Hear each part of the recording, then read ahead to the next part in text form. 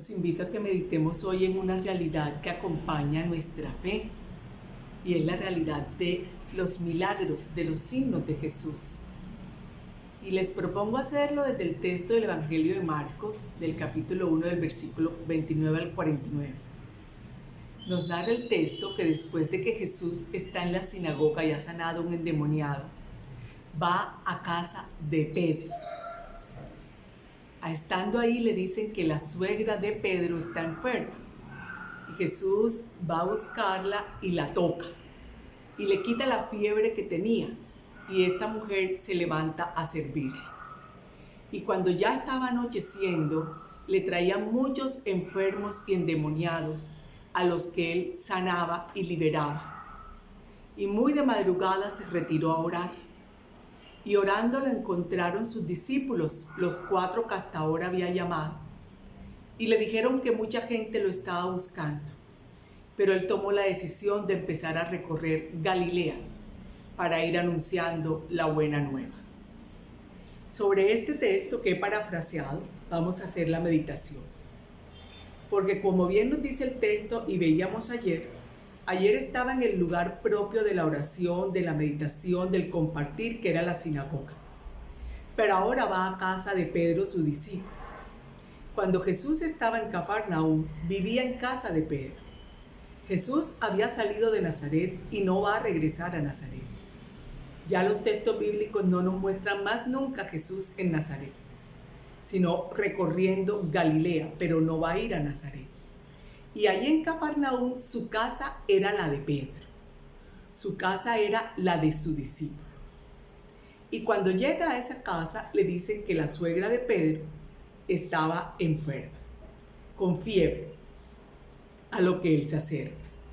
Una suegra de Pedro que seguramente ya era viuda, que estaba dependiendo de su yerno, del esposo de su hija, que no tenía recursos, y que además en todo lo que estaba aconteciendo seguramente se estaban originando en ella muchas situaciones, porque el solo hecho de ser viuda, pobre, suegra de un pescador, y ver a este pescador dejar todo, y además traer a esa persona que no conoce a su casa, le estaba originando interiormente muchas situaciones a esta mujer.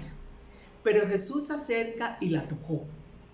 Y cuando Jesús toca, más que hacer una acción de poder, es decir, demostrar un poder, así como nosotros a veces lo vemos victorioso y poderoso, que arremete contra todo, es transmitir quién es Él.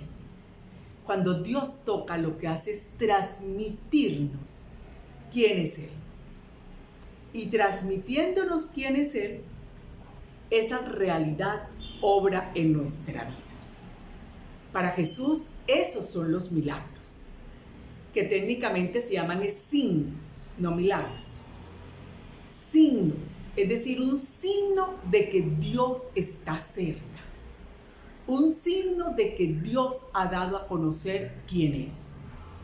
Jesús no era el único que hacía milagros en esa época, pero sí era el único que se acercaba a los pobres, a los enfermos y endemoniados, que muchas veces estaban en esa condición porque las mismas clases religiosas les habían negado el acceso al templo, el acceso a la oración, el acceso al sacrificio, el acceso a la comunidad. Ese es el punto clave de Jesús. Mostrar que esos que fueron alejados en nombre de Dios, Dios ha venido por ellos, como Él mismo lo dice. Yo he venido a buscar a los perdidos. He venido a sanar a los enfermos. Y por eso, cuando la toca, ella se levanta. Porque cuando Dios se nos transmite, no solo en la palabra, sino en su realidad, recordemos que está en nosotros, todos nos levantamos, nos resucitamos de todas esas realidades que nos pueden tener enfermas, porque recuperamos en Jesús y con Jesús la gran realidad de ser hijos amados de Dios. Y Jesús, después de que esto pasa, nos va a mostrar un elemento bien interesante, y es que se va a ir a orar solo, lo que no era muy propio en el mundo judío. ¿Pero por qué lo hace?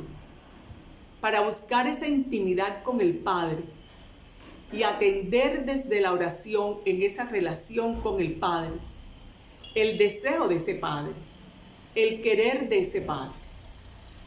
Y le traían a tantos enfermos y endemoniados, claro, porque ellos no podían ir a otra parte.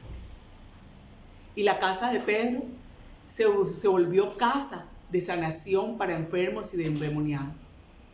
Y aquí viene el punto importante. Para Dios lo importante es la persona.